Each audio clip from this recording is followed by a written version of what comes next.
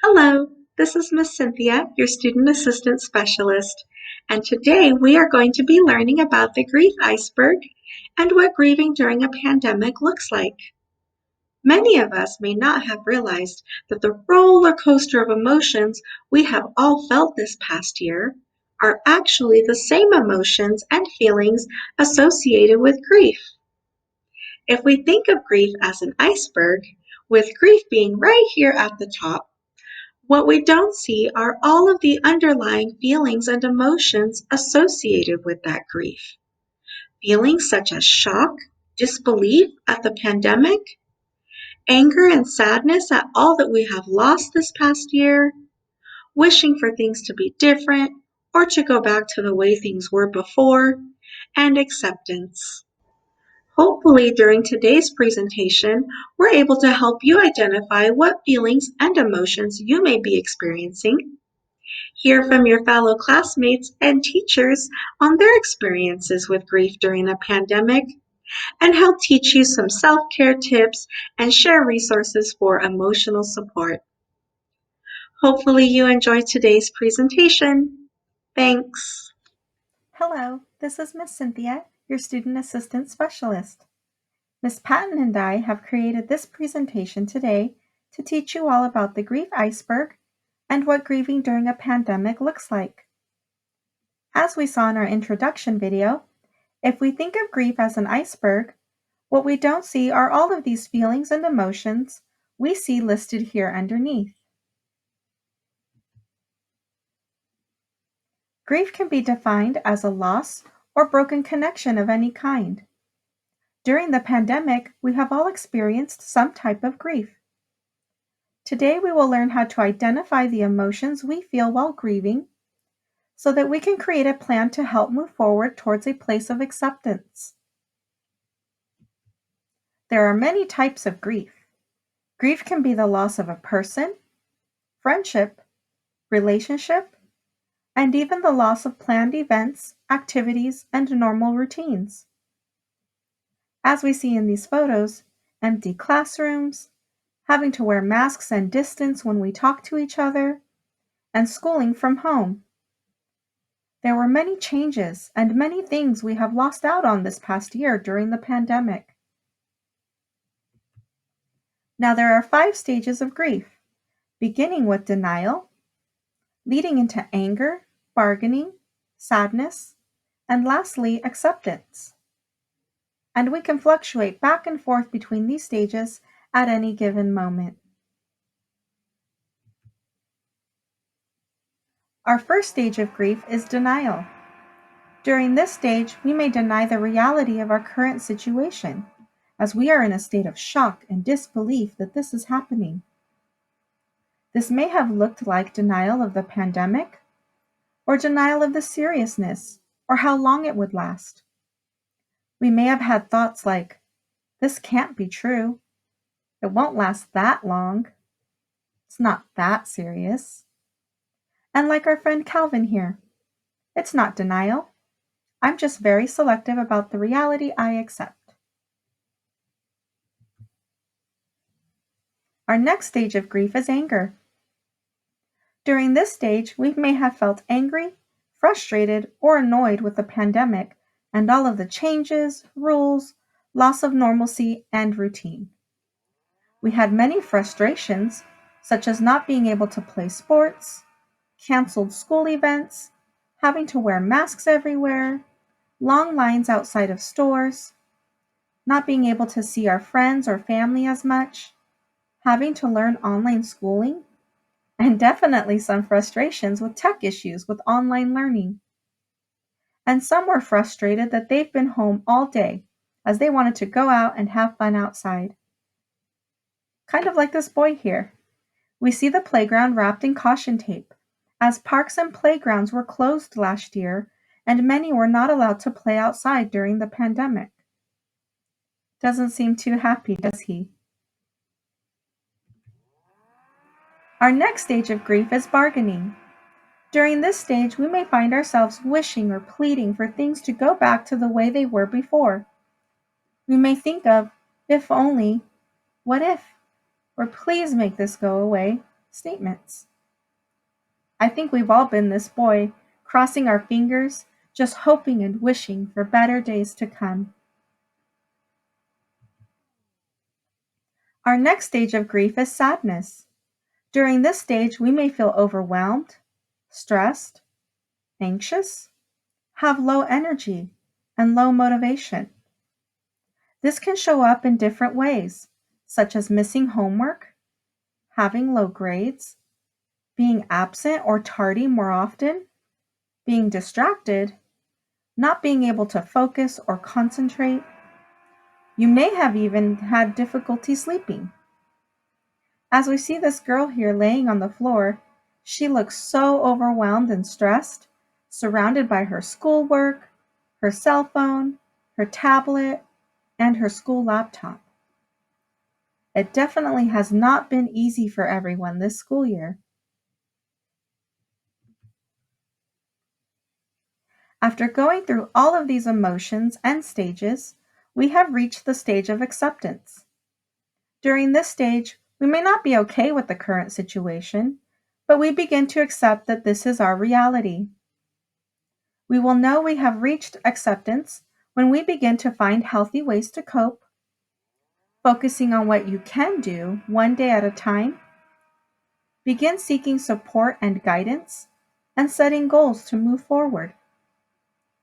Simply put, acceptance is the simple recognition of the truth that this is the way things are in this moment. And remember, these moments are temporary, our feelings are temporary, and it is so important to focus on our self-care and surrounding yourself with support. Self-care can look like practicing mindfulness. If we don't know what mindfulness is, sometimes our thoughts and feelings are just racing and swirling around in our minds like crazy, making it very difficult to focus or think clearly. Sometimes we just need to take a mindful moment to help calm our minds and recenter our thoughts and focus. Practicing mindfulness can look like spending some time outdoors, practicing and utilizing those deep breathing techniques, checking in with your emotions, taking a mindful walk, saying positive affirmations, engaging in that positive self-talk, reminding yourself, I can do this. It will be okay. Believing in yourself that you've got this. Better days are coming. Even listening to your favorite songs can help calm and soothe you, or even give you energy and boost your mood. Writing in a journal or drawing and coloring help to take your mind off your stress. Even taking pictures of things you enjoy or gardening and doing yard work.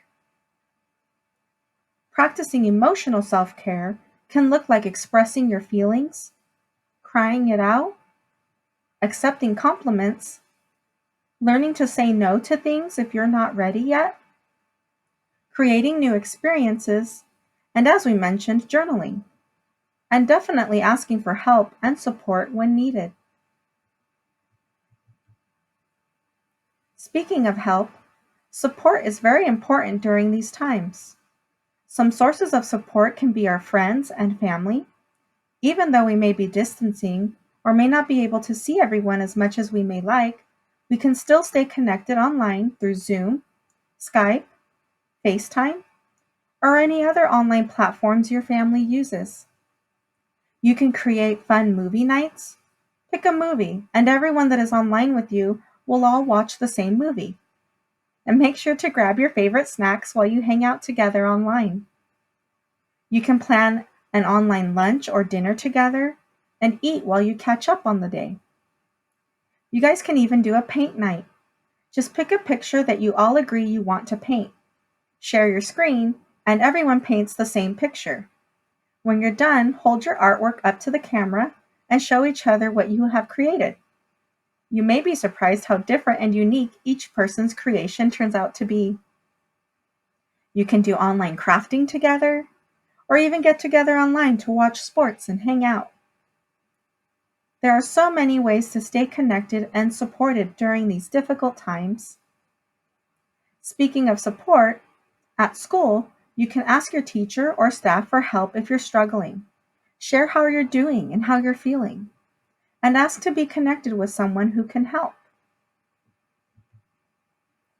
As your student assistant specialist, I can provide academic and emotional support through one-on-one sessions. It is a free and voluntary service that includes 6 to 8 individual sessions that I tailor to your needs and your goals to support you. If interested, let your teacher know and they will reach out to me to start the process.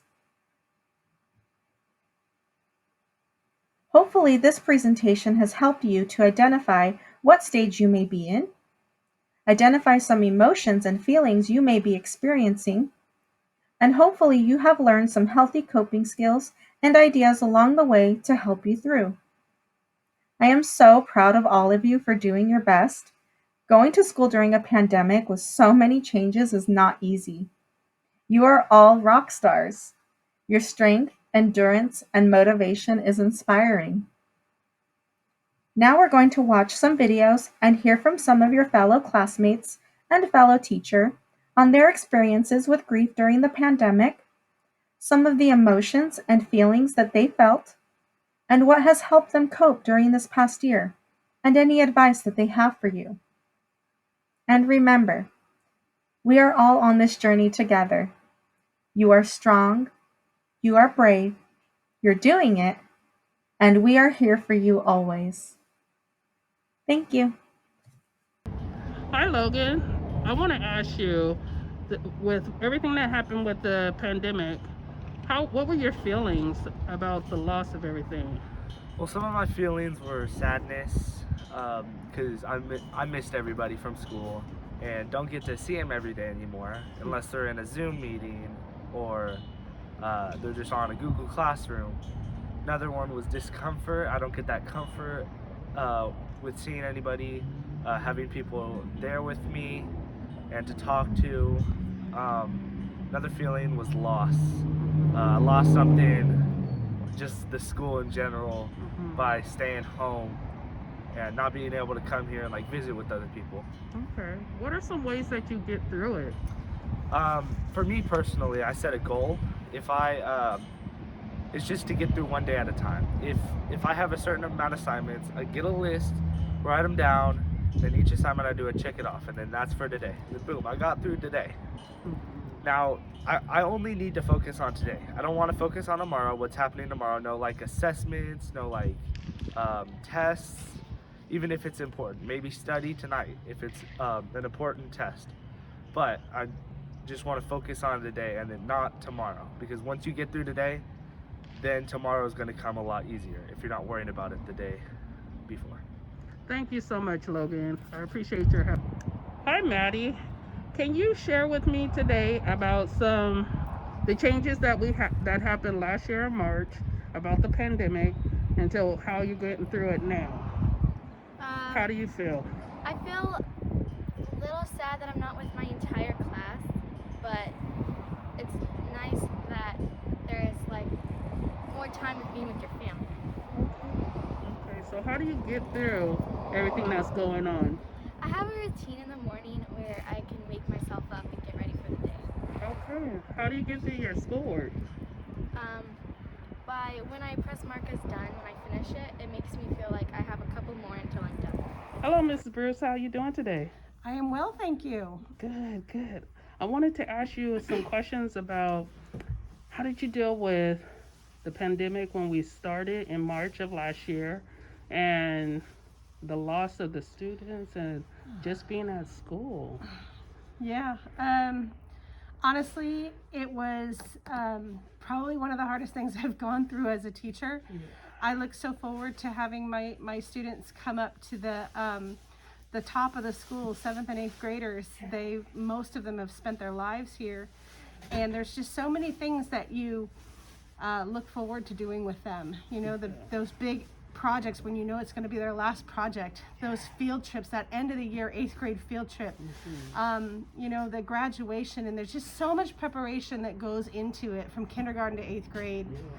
And when March came and we realized what was going on and that we were all going to have to go home, it hit my heart it hit my heart like a ton of bricks, because in that moment I knew that those kids that had spent all those years here at GVA were going to miss out on all of those ending pieces that kind of like bring it all full circle for them. And yeah, I cried a lot. I cried for them. I was worried for them, sad for them, that all the things that they would miss out on. And that's all I could feel in that moment, was a tremendous sadness. Yeah, thank you so much for that. I am so sorry about those feelings and the situation. How did it affect you as a teacher?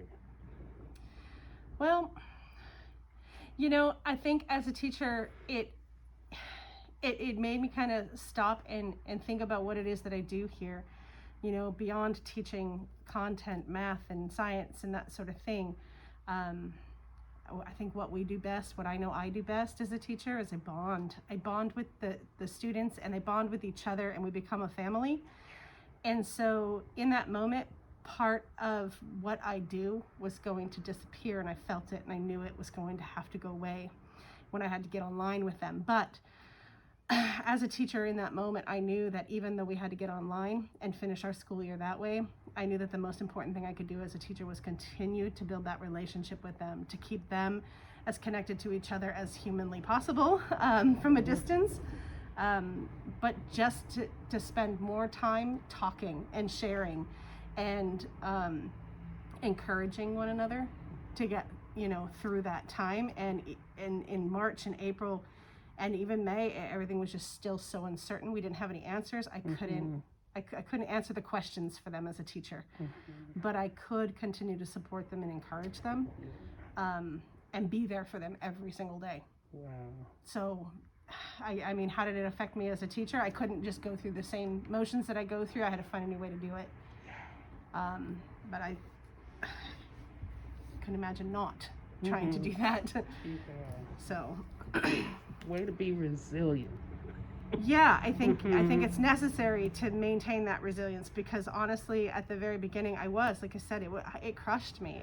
It was so sad to clean the classroom and walk away and go home and sit at home going, now what? Yeah. And I know that my students felt the same way. There was a sadness. So we just gathered together online and allowed ourselves to be sad for a little while until we could find that fun and that humor. And my kids wanted to show up because they knew it was the end of their time at GVA, and they wanted to stay connected. So we found our way back. We found our way through it. And there were a lot of things that we did too. I know you have more questions for me, and I'm probably getting ahead, but after we got comfortable with the idea that we're going to have to show up for each other online, I did things, to just kind of keep my little small groups of kids who had bonded with each other connected. I did small groups, and I spent a lot of time online. They spent a shorter time online, but I spent that time with them, so I could do groups with them, and we could just chat that way. And then we came up with ideas to try to give back a little bit of the things that we're going to miss. How are we going to put together a promotion? How are we going to celebrate their accomplishments? And so, we got to go out and from a distance deliver them signs. Best day of my life. I loved that day.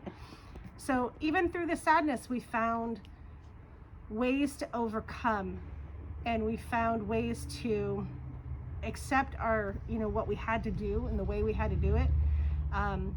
And I think the only best way to do that is just to show up every day and keep on kind of believing that we can get through it and do it together. And we did that. Hello, GVA. Just remember, we are all in this together. You are not alone. Continue to support one another. We are moving day by day, step by step, moment by moment. I hope you enjoyed today's presentation. Next presentation will be on motivation and learning study skills to help you be successful. Bye.